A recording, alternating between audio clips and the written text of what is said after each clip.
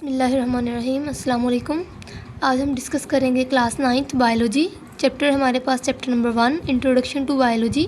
इसका next topic है आज हमारे पास लेवल्स ऑफ ऑर्गेनाइजेशन या लेवल्स ऑफ बायोलॉजिकल ऑर्गेनाइजेशन। सबसे पहले हम एक ओवरव्यू लेते हैं कि लेवल्स कौन से हैं ऑर्गेनाइजेशन के। तो सबसे पहला जो हमारे पास लेवल है वो है सब एटॉमिक एंड एटॉमिक लेवल। ठीक है, जो एटम्स होते हैं उसके अंदर मज़ीद सब एटॉमिक पार्टिकल्स होते हैं। वैसे तो जो वर्ड एटम है इसका मीन होता है नॉट और तो मीन होता है कट के वो पार्टिकल जिसको हम मज़ीद कट ना कर सके। लेकिन ये तब की बात है जब इलेक्ट्रॉन माइक्रोस्कोप नहीं था। लेकिन अब एक एटम के अंदर मोर देन 100 प्लस सब एटॉमिक पार्टिकल्स जो हैं वो डिस्कवर हो चुके हैं। तो एक एटम के अंदर 3 ये बेसिक पार्टिकल्स होते हैं, इलेक्ट्रॉन, प्रोटॉन एंड न्यूट्रॉन। लेकिन इसके अलावा 100 प्लस मज़ीद सब एटॉमिक पार्टिकल्स जो हैं एक एटम के अंदर पाए जाते हैं। इसके बाद नेक्स्ट हमारे पास लेवल है मॉलिक्यूलर लेवल्स। जब डिफरेंट काइंड्स के एटम्स आपस में मिलते हैं तो वो मॉलिक्यूल्स बना देते हैं। ठीक है, सेम काइंड के एटम होंगे, मतलब एक हाइड्रोजन, उसके अंदर सारे हाइड्रोजन के एटम ही होंगे तो वो मिलके एक हाइड्रोजन का मॉलिक्यूल बना देंगे। ठीक है, नेक्स्ट टॉपिक है हमारे पास ऑर्गेनेली एंड सेल लेवल। जैसे एटॉमिक लेवल के अंदर सब एटॉमिक था, ऐसे ही सेल के अंदर ऑर्गेनेली है। ठीक है, ऑर्गेनेलीज होंगी तो सेल बनेगा। जैसे सब एटॉमिक पार्टिकल्स थे तो उन्होंने मिलके एटम बनाया, इसी तरह ऑर्गेनेलीज जो हैं वो मिलके एक सेल बनाती हैं। ठीक है, जब डिफरेंट काइंड्स के जो मॉलिक्यूल्स आपस में मिलते हैं, कंबाइन होते हैं, तो वो ऑर्गेनेलीज बना देते हैं और ऑर्गेनेलीज नेक्स्ट फर्दर सेल बनाती हैं। फॉर एग्जांपल हमारे पास नर्व सेल्स होते हैं, मसल सेल्स होते हैं, और ऑर्गेनेलीज हम देखें तो गोल्गी एपरेटस है, माइटोकॉन्ड्रिया है। नेक्स्ट हमारे पास टिश्यू लेवल। ठीक है, जब सेम काइंड के जो सिमिलर सेल्स होते हैं वो आपस में एक स्पेसिफिक पैटर्न में, मैनर में कंबाइन होते हैं तो वो मिलके एक टिश्यू बना देते हैं। जैसे हमारे पास जो टिश्यू मसल सेल्स हैं वो मिलके मसल टिश्यूज़ बनाएंगे। ठीक है, जो कार्डिक सेल्स हैं वो कार्डिक टिश्यूज़ बनाएंगे। इसके बाद नेक्स्ट लेवल है हमारे पास organ and organ system level. Different kinds के टिश्यू मिलेंगे अब यहाँ पे और वो ऑर्गन बना देंगे। और डिफरेंट एक ऑर्गन जो है वो कभी भी अकेला वर्क नहीं कर सकता, उसको एक सिस्टम की ज़रूरत होती है। तो जो इसके दूसरे ऑर्गन उसको हेल्प आउट करेंगे, कोऑर्डिनेशन करेंगे, वो सारे मिलके एक ऑर्गन सिस्टम बना देंगे। जैसे किडनी, स्टमक, ये तो ऑर्गन्स की एग्जांपल में आ रहा है, लेकिन जो डाइजेस्टिव सिस्टम है तो स्टमक का ही स्टमक जो है डाइजेस्टिव सिस्टम का पार्ट है। तो ये पूरा डाइजेस्टिव सिस्टम काम करेगा, अकेला स्टमक जो है वो काम नहीं कर सकता। इसके बाद नेक्स्ट है इंडिविजुअल लेवल। इंडिविजुअल लेवल वो होता है कि एक complete organism, complex multi cellular organism जो है वो फॉर्म्ड हो जाता है, तो उसको हम इंडिविजुअल लेवल बोल देते हैं। अब नेक्स्ट है इसके बाद पॉपुलेशन लेवल। पॉपुलेशन लेवल क्या होता है कि बहुत ज़्यादा जब इंडिविजुअल सेम स्पीशी के एक एरिया में रहते हैं किसी खास टाइम पे, तो वो एक पॉपुलेशन लेवल बना देते हैं। पॉपुलेशन जब डिफरेंट काइंड्स की पॉपुलेशन, डिफरेंट टाइप्स स्पीशीज़ होती हैं, वो एक और एरिया में रहती हैं, तो वो सारी की सारी मिलकर कम्युनिटी बना देती हैं। और कम्युनिटी के बाद जो सबसे हमारे पास लास्ट है वो है बायोस्फीयर लेवल। अब हम इनको नेक्स्ट डिटेल में डिस्कस करते हैं। अब देखते हैं कि सबसे पहला हमारे पास जो लेवल है वो है एटॉमिक एंड सब एटॉमिक लेवल। क्या इस वर्ल्ड में जितने भी सब्सटेंसेस हैं वो सारे के सारे मैटर से बने हुए हैं। ठीक है, मैटर बोलते हैं मादा को, कोई भी ऐसी चीज़ जो वज़न रखती है और जगह घेरती है उसको हम मैटर बोलते हैं। तो जो सारी की सारी वर्ल्ड है वो सारी के सारे मैटर से बनी हुई है।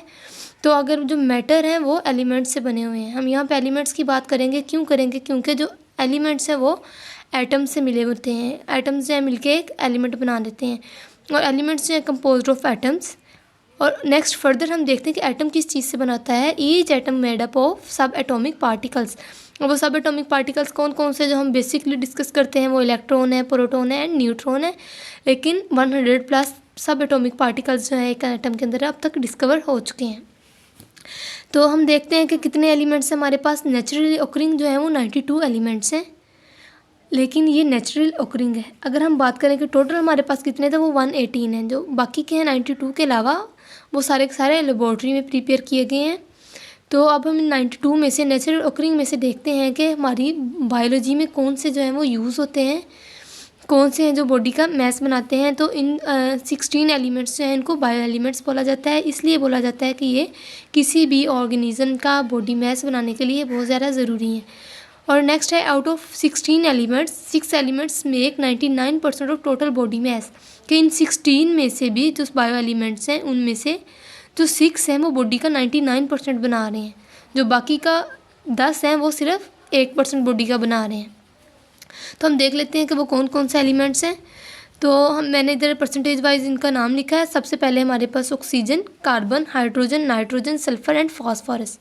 ठीक है, ये 6 एलिमेंट्स हैं बायो एलिमेंट्स, वो 99% बॉडी मास बना रहे हैं। Oxygen 65%, carbon 18%, hydrogen 10%, nitrogen 3%, sulphur 2% और फॉस्फोरस जो है वो 1% बॉडी मास बनाता है। लेकिन जो बाकी के 10 हैं उनको हम ट्रेस एलिमेंट्स भी बोल देते हैं। वो टोटल 10 के 10 मिलके बॉडी का सिर्फ 1% बना लें। उनमें पोटाशियम है, सोडियम है, मैग्नीशियम है, क्लोरीन है, आयोडीन है, जिंक है, मैंगनीज है और कॉपर है या फिर आयरन है। ये सारे के सारे मिलके बॉडी का 1% बना रहे हैं। इसके बाद जो नेक्स्ट लेवल हमारे पास आता है मॉलिक्यूलर लेवल। मॉलिक्यूलर लेवल क्या है? एक लेवल जो है, जो नेक्स्ट लेवल है वो हमेशा अपने से पिछले लेवल से ही निकल के आ रहा होता है। जो नेक्स्ट लेवल है हमारे पास वो है मॉलिक्यूलर लेवल। और मॉलिक्यूलर कब बनता है कि जब 2 या 2 से ज़्यादा एटम्स आपस में मिलते हैं तो वो एक मॉलिक्यूल बना देते हैं, और इस लेवल को हम क्या बोलते हैं? Molecular level. जैसे कि हमारे पास एग्जांपल है हाइड्रोजन और ऑक्सीजन। हाइड्रोजन भी एक एटम है, ऑक्सीजन भी एक एटम है। हाइड्रोजन के 2 एटम आपस में मिले और ऑक्सीजन का 1 मिले तो उन्होंने क्या बना दिया? एक मॉलिक्यूल बना दिया। किस चीज़ का मॉलिक्यूल बनाया है इन्होंने? एक वाटर मॉलिक्यूल बना दिया। ठीक है, नेक्स्ट हमारे पास ग्लूकोज। ग्लूकोज में अब 3 एटम्स जो हैं, कार्बन, हाइड्रोजन, ऑक्सीजन, 3 एटम्स मिले हैं। कार्बन के 6 एटम्स हैं, हाइड्रोजन के 12 है और ऑक्सीजन के 6। इन्होंने मिलके ग्लूकोज बना दिया, ग्लूकोज का एक मॉलिक्यूल बना दिया। ठीक है, इसके बाद फर्दर मॉलिक्यूल्स की जो है वो क्लासिफिकेशन की गई है। कैसे की गई है? कुछ मैक्रो मॉलिक्यूल्स होते हैं, macro means large, micro means small. 2 तरह के मॉलिक्यूल्स होते हैं, मैक्रो होते हैं और माइक्रो होते हैं। जो मैक्रो होते हैं उनमें एग्जांपल देख लेते हैं, कार्बोहाइड्रेट्स, प्रोटीन्स, लिपिड्स। और जो माइक्रो हैं वो स्मॉल है, उनमें कौन कौन सी आ रही हैं? Glucose, amino acid and fatty acids. Next level हमारे पास सेलुलर लेवल ऑफ ऑर्गेनाइजेशन। ठीक है, कि जो मॉलिक्यूल्स में मिलके ऑर्गेनेल्स बना रहे हैं या फिर सेल बना रहे हैं। तो हम देखेंगे protoplasm work in the form of a unit called cell. अब प्रोटोप्लाज्म क्या है? The combination of cytoplasm and nucleus is called protoplasm. जब प्रोटोप्लाज्म एक यूनिट के तौर पर काम करता है उसको हम क्या बोलते हैं?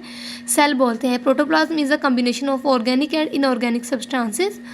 ठीक है, जब डिफरेंट मॉलिक्यूल्स कंबाइन करेंगे together to make organelles. Example given, different molecules मिले हैं, कॉम्बिनेशन उनका हुआ है तो उन्होंने ऑर्गेनेलिस फॉर्म की हैं। For example mitochondria, ribosomes. और जब different organelles combine to make a cell, different organelles जब आपस में मिलती हैं तो वो क्या करती हैं? वो सेल बनाती हैं। एग्जाम्पल गिवन, नर्व सेल या फिर मसल सेल्स। इसके बाद नेक्स्ट लेवल हमारे पास टिश्यू। टिश्यू लेवल में अब क्या होता है कि जब सिमिलर टाइप के सेल आपस में मिलते हैं, यहाँ पे डिफरेंट काइंड्स के सेल आपस में नहीं मिलेंगे, सिमिलर सेल्स मिलेंगे और एक स्पेसिफिक फंक्शन जो है वो परफॉर्म करेंगे। When similar type of cells organize together in a group called tissue. For example nerve tissue, muscle tissues. ठीक है, नर्व टिश्यू बनेंगे वो नर्व सेल से ही बनेंगे, इसके अंदर मसल टिश्यू सेल्स नहीं आएंगे। जो मसल टिश्यूज हैं ये सिर्फ मसल सेल से बनेंगे, इनके अंदर नर्व या कार्डियक सेल्स जो इंक्लूड नहीं होंगे। इसके बाद नेक्स्ट लेवल है हमारे पास ऑर्गन लेवल। और जब डिफरेंट काइंड्स के टिश्यू, पहले हमने बात की थी कि same similar sales make tissue but different tissue make organ. जब डिफरेंट टाइप के जो टिश्यूज़ हैं वो अरेंज होंगे इन अ पर्टिकुलर मैनर, एक स्पेसिफिक अपनी शेप बनाएंगे एक अच्छे से स्पेसिफिक मैनर में, तो वो क्या करेंगे? वो एक ऑर्गन बना देंगे। जैसे कि हमारी स्किन है, आई है, स्टमक है, किडनी है। और यहाँ पे एक बात, अगर हमसे कोई क्वेश्चन पूछे MCQs के लिए ऐसे जनरल नॉलेज के, बॉडी का सबसे लार्जेस्ट ऑर्गन कौन सा है? तो वो स्किन है। ऑर्गन से ऑर्गन सिस्टम लेवल, मैंने पहले जैसे ओवरव्यू में बात की कि ऑर्गन अकेला काम नहीं करता, वो एक सिस्टम होता है, वो पूरा सिस्टम काम करता है।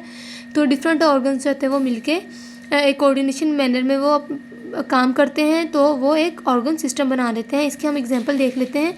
ये मोस्टली लॉन्ग क्वेश्चन भी आता होता है बोर्ड के पेपर में कि स्टमक इज़ अ ऑर्गन।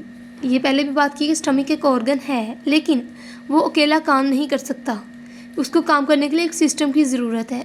तो उस ऑर्गन को हम क्या, उस सिस्टम को हम क्या कह सकते हैं? हम कह देते हैं कि ये डाइजेस्टिव सिस्टम, इसमें ओरल कैविटी इंक्लूड हो जाती है, इसोफेगस, स्टमक, इंटेस्टाइन, ये सारे के सारे जो आपस में ऑर्गन्स मिलते हैं तो मिलकर ये एक सिस्टम बनाते हैं, तो तभी जाके एक स्पेसिफिक टास्क या फंक्शन जो है वो परफॉर्म होता है। इसके बाद है इंडिविजुअल लेवल। इंडिविजुअल लेवल क्या है कि जब डिफरेंट ऑर्गन्स मिलते हैं वो एक सिस्टम बना देते हैं। हमने सिर्फ यहाँ पे डाइजेस्टिव सिस्टम की बात की, लेकिन डाइजेस्टिव सिस्टम के अलावा और भी बड़े से बहुत ज़्यादा सिस्टम्स होते हैं बॉडी में वर्क करते हैं।